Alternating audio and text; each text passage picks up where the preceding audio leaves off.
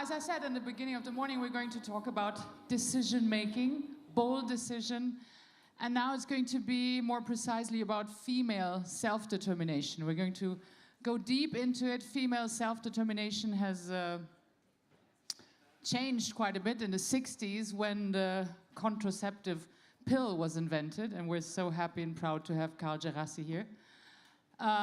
So the threat of becoming pregnant was gone, and has now reached a total new level by what is called social freezing. It's not only freeing us from our limits of fertility, our natural limits of fertility, now we can become pregnant much later, but always it's freeing us from the concept of having a partner to have a baby, which is pretty exciting, scary maybe. What is family for? So I'm really, really looking forward to the next discussion, and I'm very happy that we could win over again a dear friend, a DLD friend of mine, Annalisa Jenkins. Annalisa, come up. Annalisa, some of you may remember her because last year she did a wonderful talk on the differences between male and female sex. It was, by the way, the most quoted in the press from our last year's conference. I don't know if you remember, but this you have to take it home because I've never forgotten it. To make it very clear, the metaphor about the differences between male and female sexuality is women are like airplanes and men are like bicycles. Tell us again, why is that so?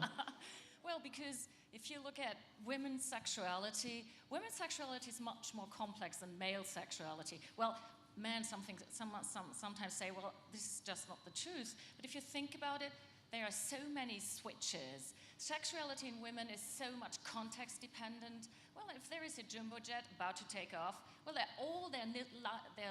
are all those little switches that need to be green. And female sexuality is just like this. And with men, things are a lot more simple. They just get on a bike and ride off. So That's please. Hop on the bike and off you go. Hop on the bike and off you go. Annalisa, you're a specialist in endocrinologic gynecology. This is too difficult for me in English, I'm sorry. Endocrinology. Yes. Please take off for your talk. Thank you so much for being here. Have you ever thought of freezing your eggs, Annalisa? Because I know this is an insight. I wouldn't tell it as public, of course not. I'm going to she talk has a about wonderful, it. I'm going to talk very about good looking. You're going to talk about it? I'm going to talk about my ideas of freezing my oocytes in a minute. You are? Yes, I'm leaving the stage. Okay, great. Annalisa Jenkins, please.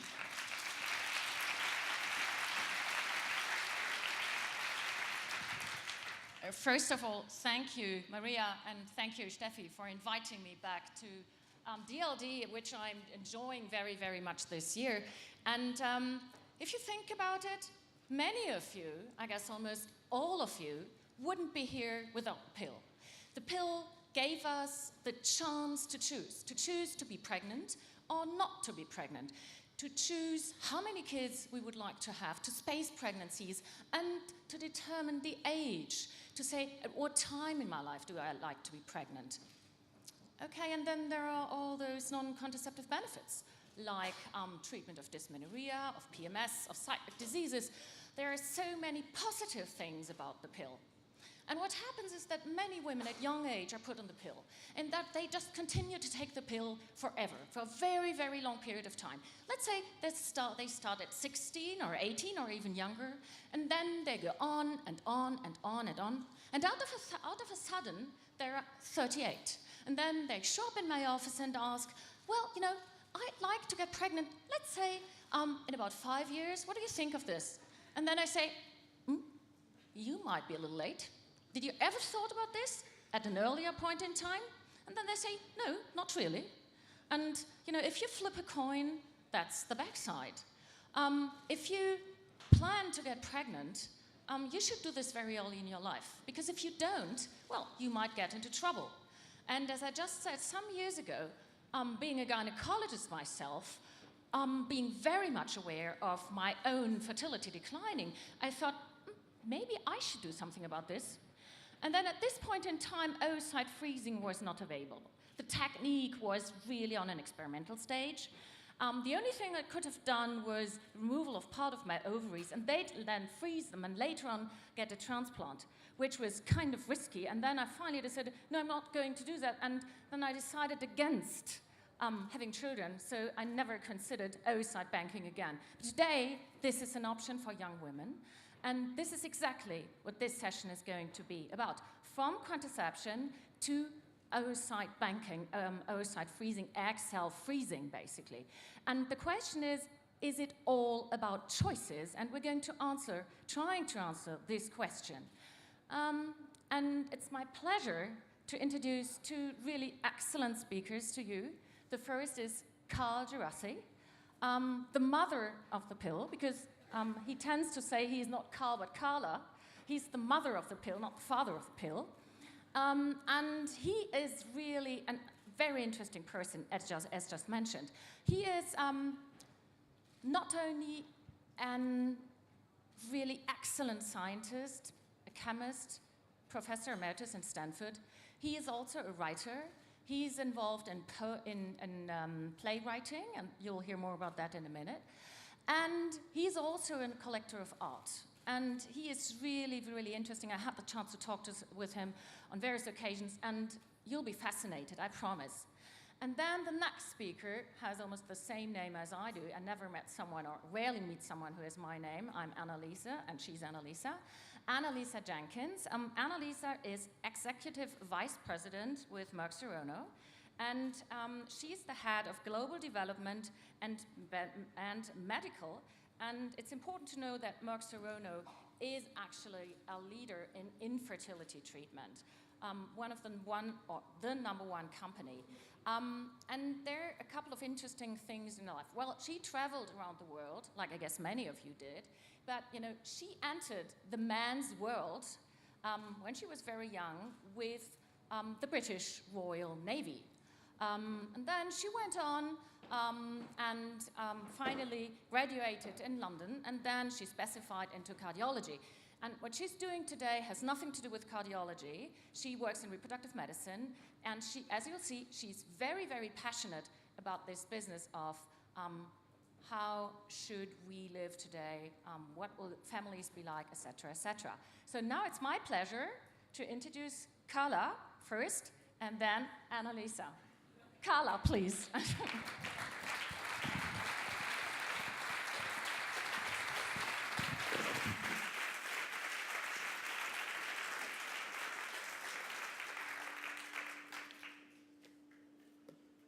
I think a better name would be Annalisa. But before I start, I show you one difference about men and women. Mikey Winnemuth said that she tells the correct story, that she rented an apartment of mine. What is my story? I say, here's Mikey Winnemuth, who slept in my bed for 2 months.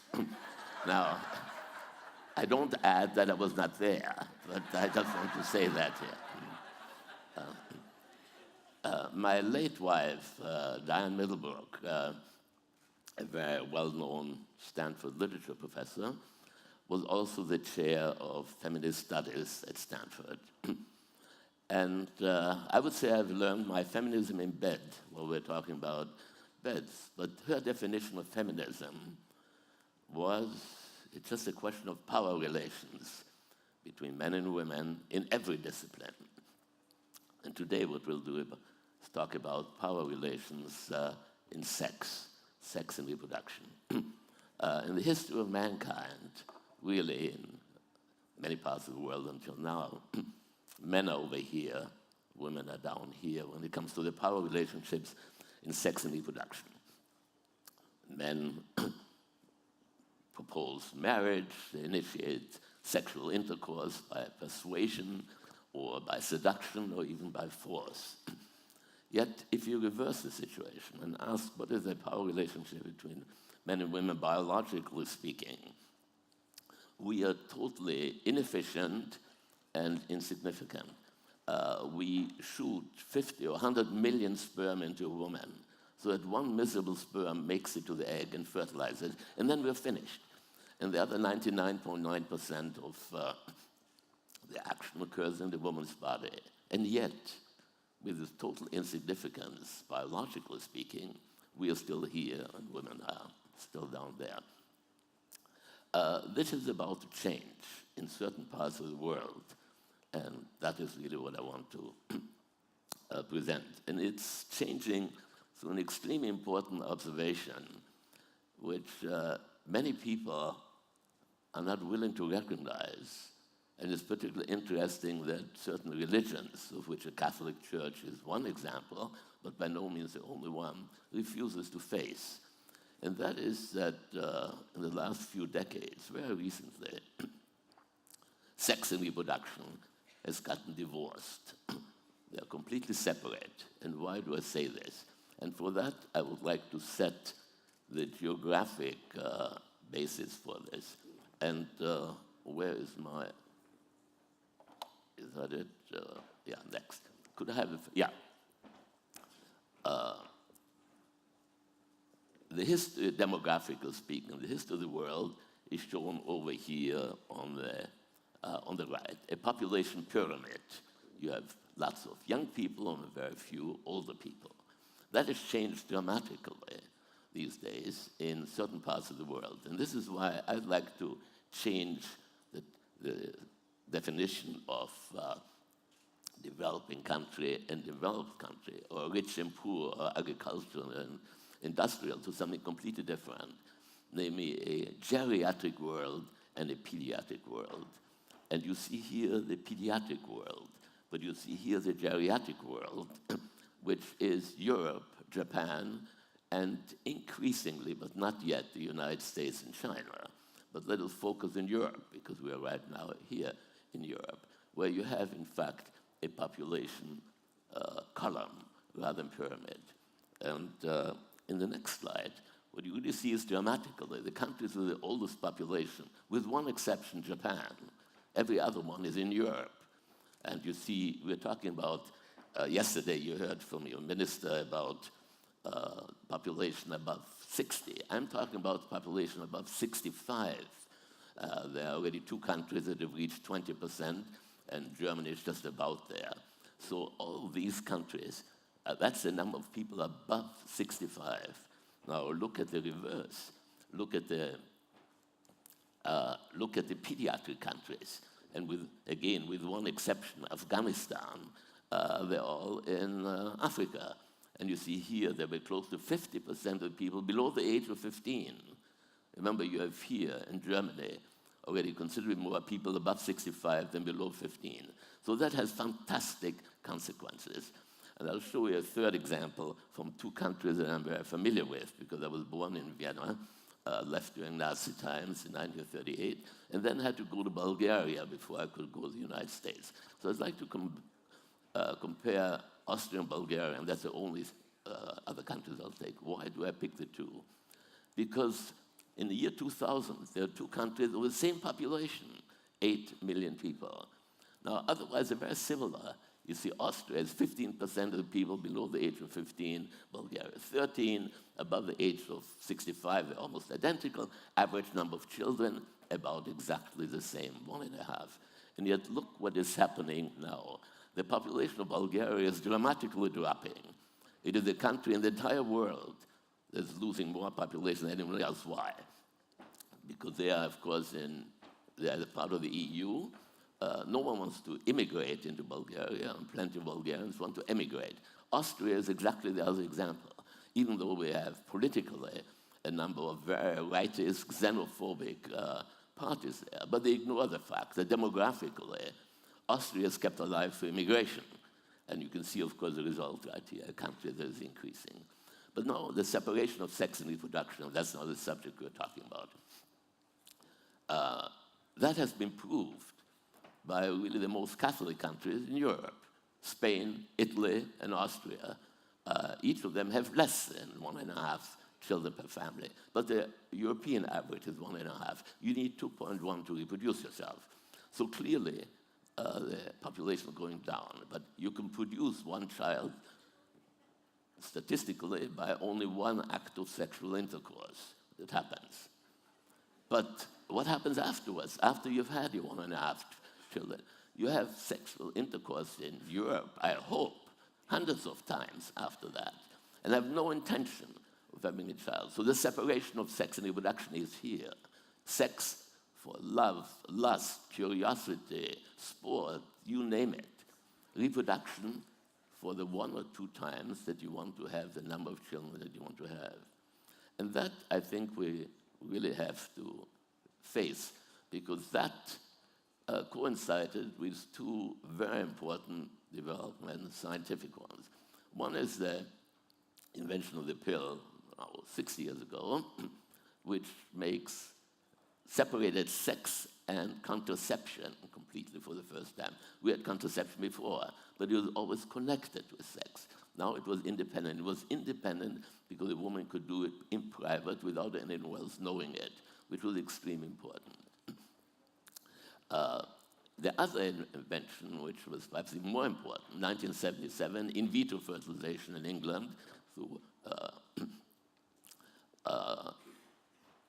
in 1977, which now has about 4 to 5 million persons that have been born without sexual intercourse.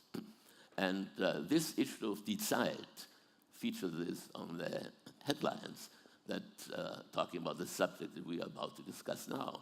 But I think discuss it partly incorrectly, because they're using as evidence what I've given you so far, 4 to 5 million children born without sexual intercourse through artificial means.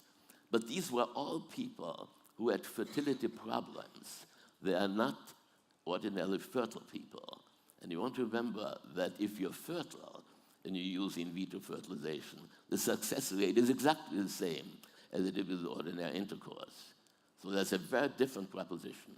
And the position that I want to take is, or have taken since 1998, is that it will be fertile people, that fertile women especially, who increasingly will use in vitro fertilization. Why? Now, instead of giving it through lectures or articles, I decided to do it through fiction and particular plays, because we can illustrate it on the theater in actual case history in a very different situation. And I would like to show you right now the one scientific invention that we need for our discussion, which otherwise among the 3 of us will be a more social discussion, namely ICSI. ICSI is an in vitro method that has been invented in Belgium by André van Stuytechem and colleagues in 1991. Since 1991, there are probably at least 500,000 ICSI babies already, again, mostly from people who have fertility problems. I want to point out this will change. And you will now see an actual ICSI injection, which was taken actually from the play, which I'll show you then in a second. And what you're going to see now, I hope, is what ICSI really means. You see here the sperm of a typical fertile man, lots of sperm that are running around. But you need only one for fertilization, so you have to catch one.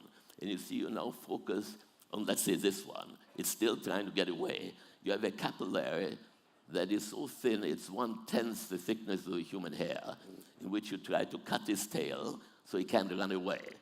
And once you have done this, you can now aspirate it into the pipette, which will really become the penis, so to speak. And then you get the egg here, you immobilize it, you inject it, so this is a penetration. But it's a penetration with a pipette rather than a penis. Delivers the one, you need only one sperm. Remember, that's here. Now you see the ejaculation, you could say. It's coming right out here, left here. You get withdrawal. And that's it. We men are finished. But in this case, it is with one sperm and with one pipette and not with a penis. And there's a fundamental difference already in the question of the power relationship, which is really changing. Because a woman can choose that sperm. She can decide where to get it from, how to get it, when to use it. Think about it. If you really use that, namely select your own egg and your sperm, there will be no abortion. There will be no unwanted pregnancies. one should remember that of all the pregnancies, all the conceptions, roughly 50% are unexpected. Of the 50%, roughly 50 are unwanted, which is 25%. Of these, nearly half of these, about 15%, result in abortions every day. You have something of the order of 50,000 abortions in the world every day. And where are the most illegal ones, most common ones? In the all-Catholic countries of Latin America, which tells you the rather important thing. Now, I'm almost finished. So I've decided to write plays about this. And this is the first play, which is called An Immaculate Misconception, a title that is untranslatable in any other language, because only in English does misconception also mean misunderstanding. So, for instance, the German title is Unbefleckt, the Swedish one is Obeflecket, and you'll see some others. And this, for instance, you see here 3 books. It has been translated into 12 languages, has been performed by the BBC World Service, the WDR, NPR in the States, and so on. And I would like to illustrate to you the question of power relationships as it was depicted, first on this play. But first of all, my prediction, which I made in 1998, and that I think, if you'll excuse me, because I have to read this to you.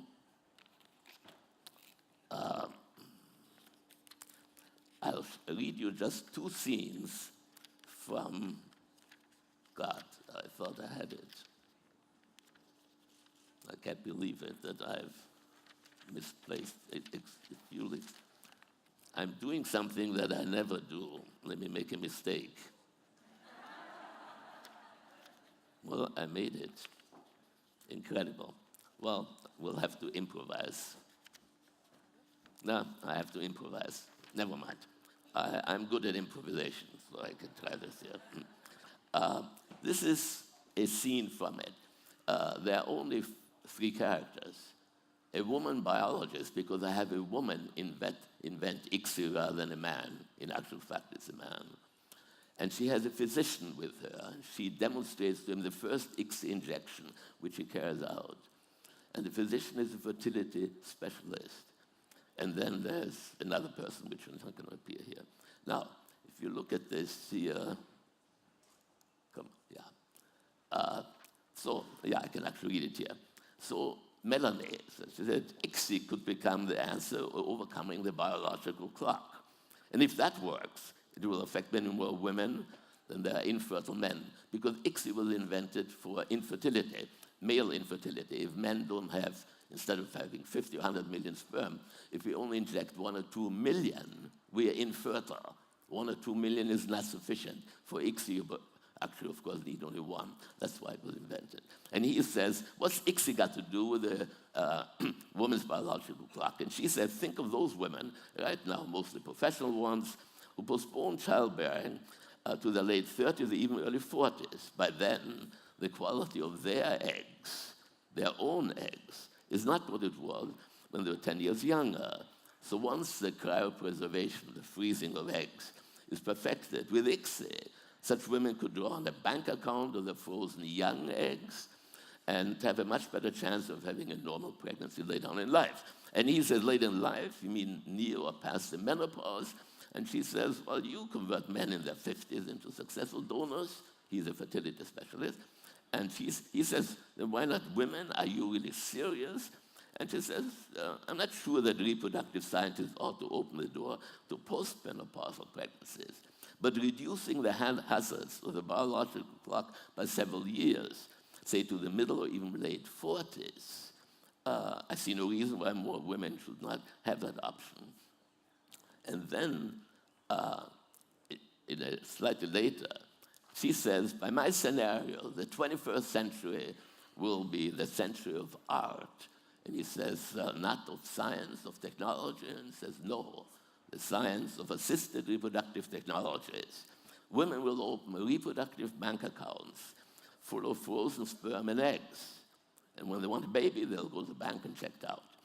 And he said, and once they have such a bank account, they might as well get sterilized. Again, a man's fear of sterilization, because female sterilization is much more common than male sterilization, even though it should be exactly the reverse on operational grounds. And she says exactly They'll do just earlier what millions of people do all over the world. And that is rather important for you to consider here in Germany. In China, over 50% of all married couples have one partner who is sterilized. In the United States, among married people, the most common form of birth control is not the pill, it is sterilization. About 33% of married couples have one partner sterilized. In Germany, I think it's 2 or 3%. In Italy, it's 1%. So you see, nationally, culturally, it may be very different. But there are plenty of people who get sterilized, millions of people. But they get sterilized when they're already parents. In this case, I'm sheep posits, and that's me positing it, saying it. Once you do that more commonly, namely preserve your eggs and sperm, then why not get sterilized as a young person rather than an old one? You save thousands and thousands and thousands of euros in contraceptive expenses, and you don't need them because you have it in the bank. And when you have your 1.5 children, you have it the artificial way. Naturally, there are many romantic people who say, yeah, but I want to get pregnant the wonderful way in bed through ordinary sexual intercourse. And those people want to do it, of course, will do it. We're only talking about options. But I think it's an important point that you don't want to forget. Many women romanticize, incidentally, that they believe they remember exactly when they got pregnant, that is mind-blowing orgasm that time. But that is mostly imagination, except when they have sex only once. If they had only once and then got pregnant, then of course it's true. But someone who has normal, has several times a month, don't really know when they got pregnant. And that one time, you should consider, not guarantee, but consider the pipette rather than the penis. I mean, it's as blunt as that. But that has an enormous impact on the power relations between men and women. And I will show you now that I'm finished. Through the type of announcements and programs, the different theaters in different countries have shown about this play, how people in different countries interpret it. Even the titles of the play are different. And I'll show you this, for instance. Now, what was this? Yeah. Look at this, the cover of the Spanish translation, Inmaculada Concepción Furtiva. You see an elegant woman's hand. She holds one sperm. But look how she holds it. She holds it elegantly but firmly. She's in control of this. You can even see it's an attractive woman and an insignificant man, biologically speaking. Look at the one, this was from the San Francisco production. The male symbol, broken. Why? Because, of course, this here. But now, look at the English production. In the left hand, you see the baby, the focus on the baby, the desire to have a child. Look at the one on the right, Singapore, a very conservative country. What you see is an elegant woman, superb legs. She's standing in front of a dispensing machine. And unless you have good eyes, you may think it is a cigarette dispensing machine or soft drinks. It's babies. She's looking for a baby. This is a very clever design. Let's go on. Look, for instance, the Japanese one, which I can't read, but there the focus on the baby.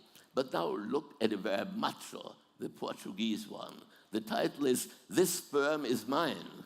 You know, it is not immaculate.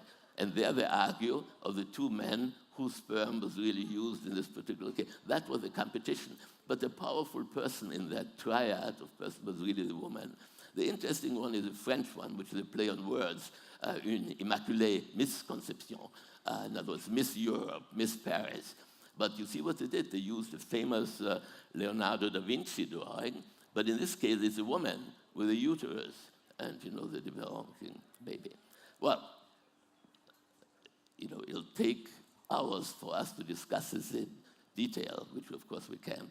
And through the generosity of the organizers, you can get outside 2 books of mine that deal with the subject. And one came out only 2 days ago. And I got my first copy here. And that is a very new one. It is in German. It is a German translation. I wrote it in English, but it hasn't come out in English yet. And that is, the subtitle is a key one. See, it's called The Collector of Shadows. The very last autobiography of Carl Djerassi. It is not the guaranteed last one, but it is because, but, and so I only meant this. I hate to admit it, but I'm going to have my 90th birthday very soon. If I get to be 100, I might reconsider. But I don't think that was very relevant to the preceding talk, where they asked, how old would you be and how old will you die? And I said, they haven't talked to me because they talked about 85 or 75. You know, I'm in the talking about the 3 digits and rather than the 2 digits here. But this is, this book, I just want to show it to you.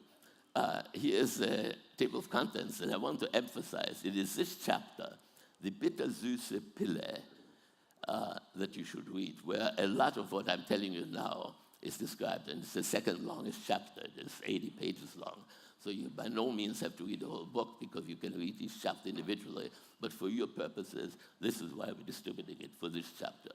And the other book, and that is relevant to a discussion that we're going to have this afternoon at 12:30, I'll participate in a workshop about the, shall we say, the reproductive aspects of lesbian and gay couples.